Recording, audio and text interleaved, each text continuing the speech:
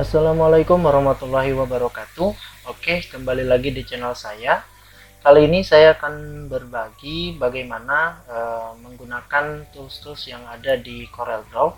Di sini nanti saya akan coba bahas fungsi-fungsi dari tools dalam CorelDRAW ya. Baik, sebelumnya buat kalian yang belum subscribe channel ini, silahkan di subscribe untuk mendukung channel ini supaya bisa berkembang dan tentunya bisa bermanfaat untuk kita semua. Dan terima kasih banyak buat kalian yang sudah dukung channel ini. Jangan lupa nyalakan loncengnya supaya kalian tidak ketinggalan video-video terbaru dari saya. Baik, kita langsung saja ke video tutorialnya. Jadi di sini saya menggunakan CorelDRAW versi 2021. Tinggal diklik saja, kita buka dan tunggu sampai dia muncul tampilan awal dari aplikasi CorelDRAW-nya. Oke, ini dia tampilan awal dari CorelDRAW 2021 ya. Jadi kita sudah disuguhkan dengan beberapa tampilan yang cukup interaktif di sini, dan tentunya ini akan sangat membantu kita dalam melakukan pengeditan atau membuat sebuah desain di CorelDRAW. Oke, untuk membuat lembar halaman barunya, kita bisa klik di sini, klik new dokumen, atau kalian juga bisa klik yang logo di sini ya, klik new atau ke file, kemudian klik new, atau juga bisa menggunakan CTRL plus N ya. Jika ingin menggunakan template yang sudah disediakan sama CorelDRAW, bisa diklik new from template di sini. Oke. Nah, di sini saya akan menggunakan klik new dokumen. Oke, nanti disuguhkan dengan tampilan kotak dialog seperti ini ya. Nah, di sini kita bisa ubah namanya. Misalkan di sini saya akan namai untuk lembar kerja saat ini Sobari saja ya. Oke. Nah, di sini untuk presetnya saya gunakan custom aja, kemudian number of page-nya ini saya perlu satu aja ya, karena kita nanti hanya akan menjelaskan toolsnya saja. Oke, kemudian kita akan gunakan primary color-nya yaitu CMYK, kemudian untuk ukuran dari lembar kerjanya di sini saya gunakan 1000 kali 1000 pixel ya, namun kalian juga bisa atur sesuai dengan kebutuhan desainnya. Di sini ada banyak pilihan size atau ukuran kertas, mulai dari A4 sampai dengan B5 ya. Jadi di sini tentunya bisa dipilih sesuai kebutuhan. Di sini juga ada format untuk tampilan web, kemudian full screen dan lain sebagainya. Untuk saat ini saya akan gunakan yang custom dan akan memakai ukuran di 1000 pixel kali 1000 pixel. Nah, untuk pixel ini adalah satuan dari ukurannya, bisa diganti juga, bisa pixel, point, atau pixels ya, milimeter, inch, ini disesuaikan tentu dengan kebutuhan desainnya. Oke, karena di sini saya akan menggunakan pixel, maka digunakan atau dipilih pixel saja. Terus untuk orientasinya, ini posisi lembar kerjanya mau portrait atau landscape ya. Itu ini disesuaikan juga dengan kebutuhan. Nah, karena di sini ukurannya pun saya persegi, maka ketika di portrait atau di landscape itu akan sama saja. Saya akan pilih yang portrait saja. Kemudian resolusinya saya pakai di 300, tinggal klik OK. Nah, selanjutnya kita sudah punya lembar kerja seperti ini ya. Ini saya scroll atas, scroll bawah di keyboard biar muncul tampilan ini, karena ini kalau scroll atas ini untuk memperbesar tentunya seperti ini ya. Kemudian kalau kalian scroll ke bawah, ini nanti akan memperkecil dari tampilan atau lembar kerja kita. Oke, nah di sini saya akan membahas pertama fungsi dari Fig Tool ya, atau Freehand Tool atau Free Transform. Nah, di sini ada 3 sub tools ya, ada 3 pilihan dari Fig Tool ini. Nah, fungsi dari Fig Tool ini sendiri untuk memindahkan objek yang kita bikin ya, atau yang kita buat di CorelDRAW. Oke, langsung saja kita contohkan. Misal saya akan buat objek rectangle seperti ini.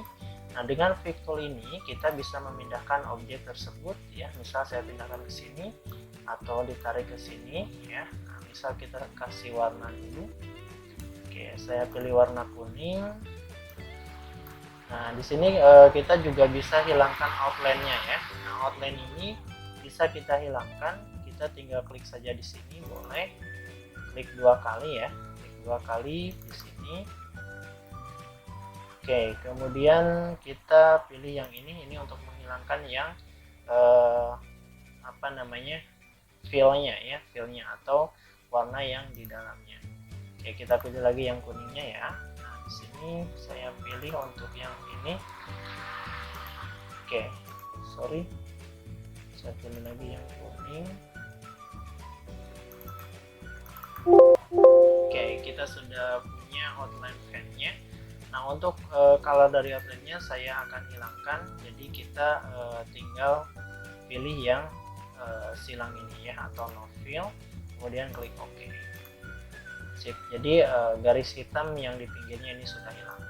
Oke, jadi untuk fungsi dari freehand tool sendiri ini untuk memindahkan objek ya. Jadi kalian bisa ingat ketika nanti misalkan ingin memindahkan objek atau menggabungkan objek juga bisa, kemudian memperbesar atau memperkecil objek juga bisa ya. Di sini saya kasih warna lagi. Ini kita akan gabungkan menggunakan freehand tool seperti ini ya. Kemudian selain fungsi dari memindahkan objek, freehand tool juga bisa memperbesar atau memperkecil objeknya. Contoh seperti ini. Jadi tempatkan freehand tool di posisi di pojok, misalkan seperti ini ya. Kemudian kita tarik ke bawah untuk memperkecil, kemudian tarik seperti ini untuk memperbesar ya. Oke, selanjutnya kita gunakan yang free view ini juga sama untuk memindahkan ya. Kemudian untuk free transform ini bisa digunakan juga untuk mengubah bentuk yang dari semula ya, mengubah objek atau bentuk objek semula seperti ini. Ini fungsi dari free transform. Kemudian bisa nge-rotate juga ya, rotasi dari objek yang kita bikin seperti itu. Oke ya, jadi silahkan bisa dicoba. Oke, selanjutnya saya akan bahas mengenai fungsi dari shape tool ya. Jadi shape tool ini ada banyak juga untuk tools yang bisa digunakan, ada smooth, smear ya, wheel, attack, smooth, kemudian rotate. Oke, tapi saya tidak akan bahas semua, saya akan membahas beberapa saja dari fungsi-fungsi ini gitu ya, karena yang paling sering biasanya yang digunakan adalah shape toolsnya. Oke, kita pilih shape tools, kemudian nah fungsinya di sini untuk mengubah node ya, atau sudut lancip tadi yang saya jelaskan. Jadi kita klik di nodenya, kemudian tekan di mouse-nya, kemudian ditarik seperti ini. Oke ya, kita ubah lagi yang ini, klik di nodenya, kemudian tarik seperti ini juga bisa. Jadi bisa semua atau salah satu aja ya. Bagaimana kalau ingin salah satu? Pastikan kita hanya pilih salah satu node saja ya. Jadi diklik seperti ini. Ini sudah terpilih satu, jadi ditarik. Nah, maka yang akan berubah sudut yang kita pilih saja. Oke, seperti itu ya. Oke, ini fungsi dari shape tools. Di sini sebetulnya ada penjelasannya ya. Jadi kalau teman-teman mungkin bisa memahami atau terbiasa dengan bahasa Inggris, saya yakin bisa mempraktekkan atau memahami apa yang dijelaskan dalam Corel ini. Karena di sini sebetulnya ada sedikit petunjuk gitu ya. Jadi fungsi-fungsi dari masing-masing tools.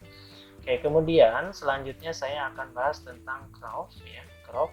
Karena di sini crop juga ada banyak, ada crop, knife, kemudian virtual segment, kemudian dan eraser ya.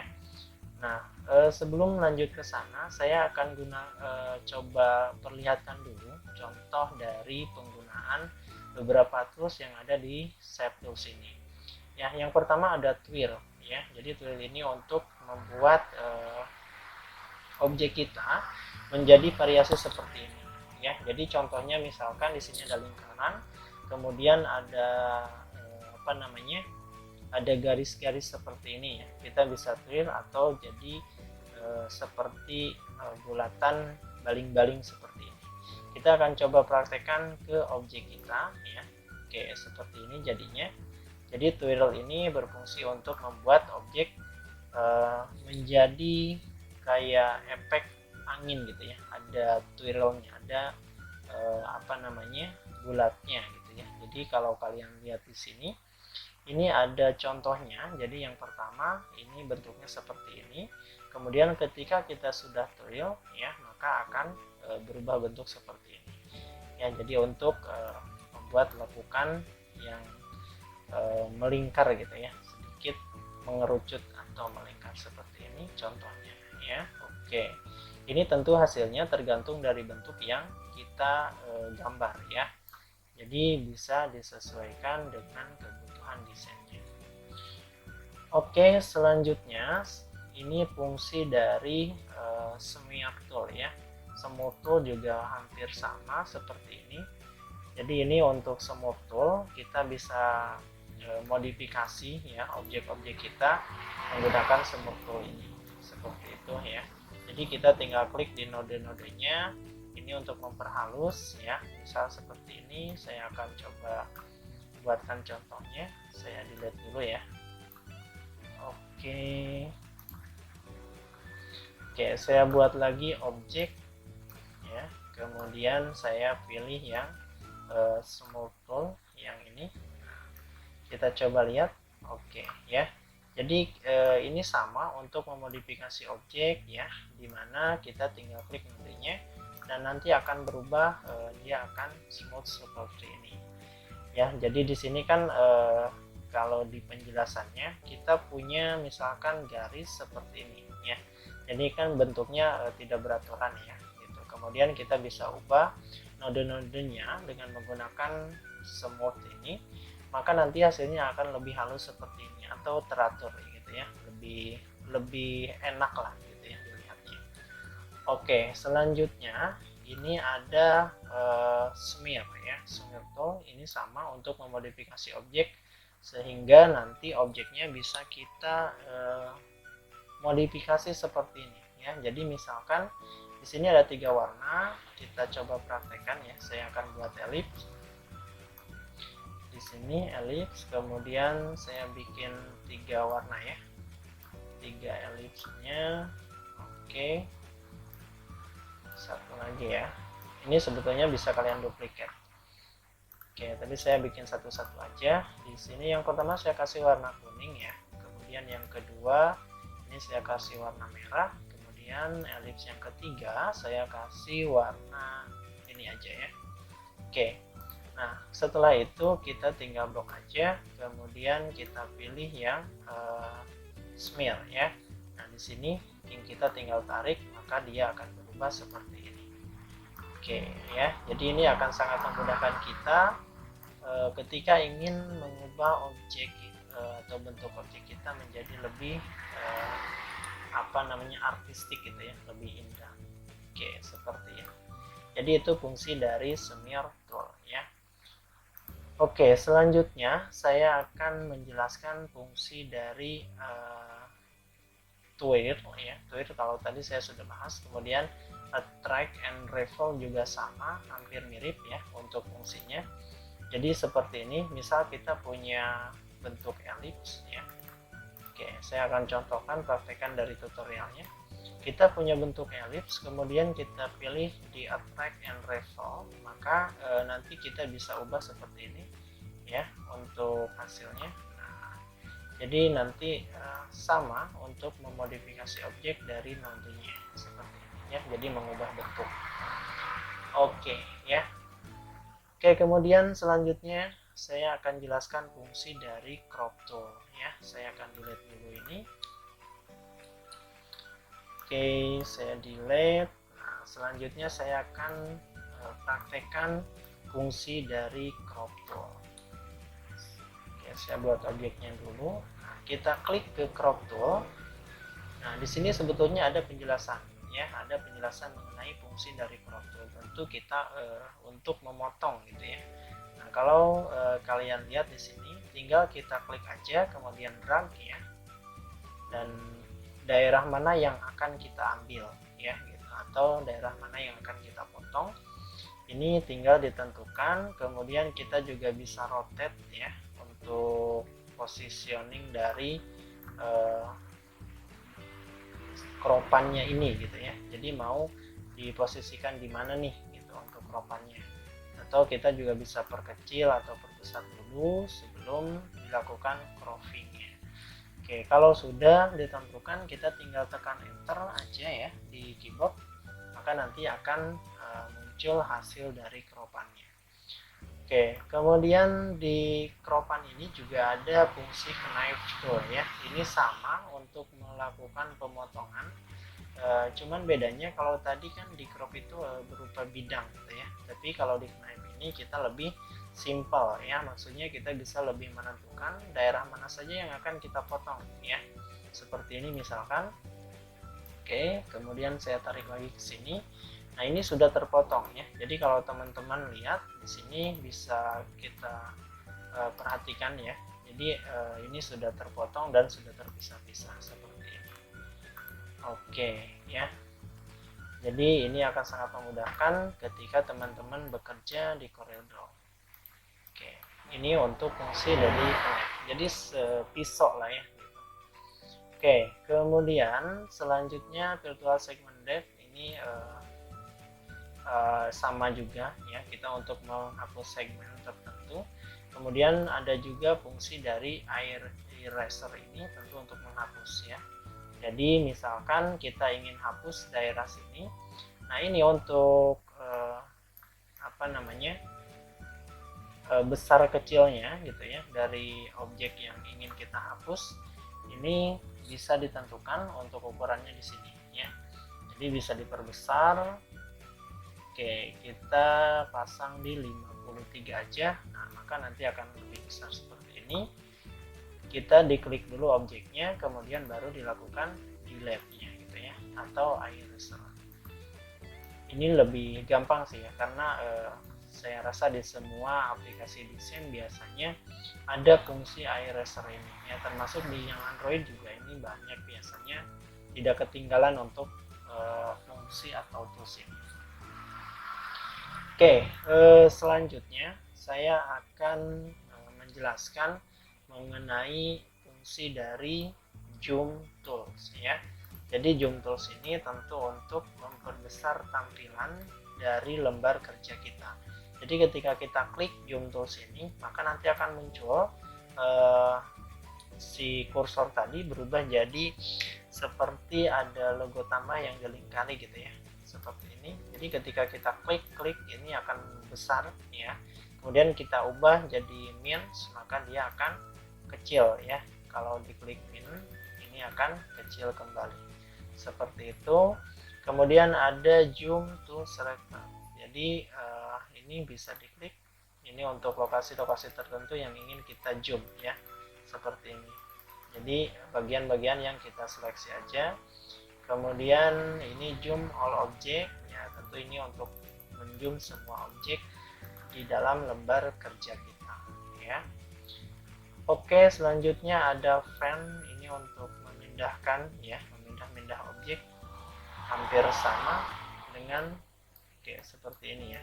Jadi untuk memindah atau menarik positioning dari objek atau lembar kerja kita di CorelDRAW ya. Oke, selanjutnya saya akan bahas mengenai freehand ya. Jadi di sini kita ingin menggunakan freehand ini untuk menggambar suatu objek, misalkan seperti ini ya. Jadi freehand ini untuk menggambar garis atau kurva ya. Oke, misalkan seperti ini, kita tekan ya. Oke, kita gambar seperti ini, nih fungsi dari freehand, maka nanti akan terbuat seperti ini ya. Oke, selanjutnya ada two point line ya. Jadi seperti ini, jadi ada dua point nanti atau dua titik node yang terbentuk ya. Jadi ada dua point line yang nanti bisa disambungkan kembali dengan objek yang lainnya atau garis yang lainnya. Ketika ditarik maka nanti dia akan bersatu gitu ya. Kalau ini kan kita di add dulu gitu ya. Jadi ada anchor lagi, kemudian kita tambahkan lagi seperti ini. Oke, seperti itu ya. Jadi ada dua point line yang terbentuk ketika kita gunakan two point line ini ya. Oke, seperti ini penjelasannya untuk two point line. Kemudian saya akan jelaskan mengenai Bezier ya. Bezier juga ini hampir sama seperti ini ya. Jadi ini ada dia lebih apa namanya, untuk positioning gitu ya, atau bentuk dari garisnya ini ada lekukannya ya, atau ada yang arah panah biru ini menentukan arah lekukan dari garis yang kita bikin ya. Jadi ini lebih kaku gitu ya untuk bentuknya seperti ini, tapi kita bisa modifikasi nanti terkait dengan bentuk ini. Oke, seperti itu ya. Selanjutnya saya akan jelaskan, sebentar saya delete dulu untuk objeknya biar tidak terlalu rame ya. Oke, nah sini saya akan gunakan ini, tarik ke sini, kemudian perbesar ya. Oke, jadi ini fungsinya. Kemudian saya akan bahas tentang fan. Nah, biasanya ini tools yang paling banyak atau sering digunakan oleh para desainer. Kenapa? Karena secara fungsinya dia akan lebih dinamis gitu ya, lebih enak untuk mengaturnya. Misal seperti ini, kita akan bikin gambar gitu ya. Oke ya, misalkan titik di sini, kemudian tarik. Oke, seperti ini ya. Oke, seperti inilah ya. Jadi ini dari fungsi dari fan tool, kan kita kasih warna ya, seperti ini jadinya. Oke, itu fungsi dari pen tool, sama untuk menggambar objek berupa garis atau kurva sehingga nanti dia membentuk objek sesuai dengan bentuk yang kita gambar menggunakan pen tool ini. Misal seperti ini, saya kasih warna ya. Oke, pastikan untuk nodenya itu terhubung kembali ke titik awal supaya nanti bisa diberi warna. Ya, karena kalau dia kurvanya terbuka itu tidak bisa dikasih fill ya. Tapi kalau outline itu tentu saja bisa. Misal seperti ini. Ini kan garisnya terbuka ya, atau tidak terhubung kembali ke titik awal. Ketika kita kasih warna, maka dia tidak akan muncul fillnya karena memang dia kurvanya terbuka gitu ya. Tapi kita bisa warnai berupa outline-nya ya. Ini saya perbesar dulu, misalkan 25. Nah, seperti ini. Jadi ketika kurvanya terbuka, maka dia akan tidak bisa diberikan warna fill ya. Nah, kalau sudah dihubungkan kembali ke titik awal seperti ini ya, kita kasih warna fill, maka dia akan tampil warna fillnya gitu. Jadi seperti yang saya contohkan di awal ini ya. Oke, seperti itu untuk penjelasan dari fan tool. Kemudian ada B-spline ya. B-spline ini kita lihat. Nah, di sini fungsinya sama. Jadi B-spline ini saya hapus kembali ya. Oke. Fungsi dari B-spline ya. Kita klik di sini. Nah, ini penjelasannya. Jadi B-spline ini sesuai dengan titik nodenya. Misalkan seperti ini ya. Saya bikin garis ya. Oke, bisa dilihat ya. Jadi kita klik-klik seperti ini akan lebih memudahkan kita untuk membuat bentuk-bentuk gitu ya, atau objek-objek yang agak rumit gitu ya untuk membuatnya. Tapi yang lebih fleksibel biasanya yang paling banyak digunakan adalah pen tools, karena teman-teman bisa lihat di sini ini kayak kaku aja gitu ya. Maksudnya kita ketika ingin lakukan ke sini kan ini agak biasanya kalau orang yang belum terbiasa ini akan sedikit kesulitan gitu ya, atau memakan waktu yang lama. Tapi secara fungsional memang sama aja untuk B-spline ini atau B-spline ini untuk membuat objek dalam bentuk garis atau kurva ya, seperti ini. Misalkan saya hubungkan, saya kasih warna ya, jadi sudah selesai. Oke, kemudian ini polyline ya. Jadi polyline ini sama juga secara fungsionalnya untuk membuat garis atau kurva ya, seperti ini jadinya. Jadi ini lebih fleksibel juga, lebih enak lah ya gitu. Misalkan kalian pengen membuat tanda tangan gitu ya. Nah seperti ini bisa lebih enak gitu ya, meskipun nanti hasilnya memang agak agak coret-coret juga gitu ya, kurang menarik. Dan memang ini biasanya jarang digunakan juga oleh para desainer yang menggunakan CorelDRAW ya. Oke, sudah selesai di sini. Saya tutup ya.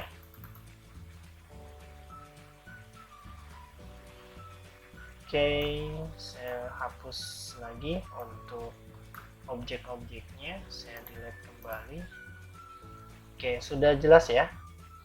Baik, selanjutnya untuk pembahasan kita mengenai tools dari CorelDRAW ini, saya akan bahas mungkin di part 2 aja ya untuk selanjutnya mengenai tools dari CorelDRAW ini. Kita nanti akan bahas mengenai artistic media, kemudian rectangle tools, ellipse tool, sampai nanti kita membahas tentang interactive fill-nya. Oke, tapi sebelum saya akhiri, saya akan jelaskan satu lagi mengenai 3-point group ini atau kurva di 3 poin ya. Jadi seperti ini jadinya ketika kita membuat atau menggunakan tools 3-point ini ya. Jadi kita langsung dapat seperti ini. Oke, kita bisa langsung atur ya. Oke, itu saja untuk penjelasan beberapa tools sebagai dasar atau fungsi-fungsi tools dalam CorelDRAW 2021 yang akan membantu kita tentunya atau mempermudah kita dalam melakukan atau membuat desain di CorelDRAW ya. Baik, itu saja untuk tutorial saya hari ini. Mudah-mudahan apa yang saya sampaikan bisa bermanfaat dan membantu teman-teman untuk belajar CorelDRAW, dan nanti saya akan lanjutkan untuk pembahasan tools selanjutnya di video berikutnya ya. Jadi jangan lupa untuk subscribe dan nyalakan loncengnya supaya nanti kalian tidak ketinggalan untuk video saya berikutnya ya. Oke, terima kasih teman-teman, selamat mencoba dan selamat mempraktikkan di rumah masing-masing ya. Mudah-mudahan bisa membantu dan bermanfaat. Terima kasih. Wassalamualaikum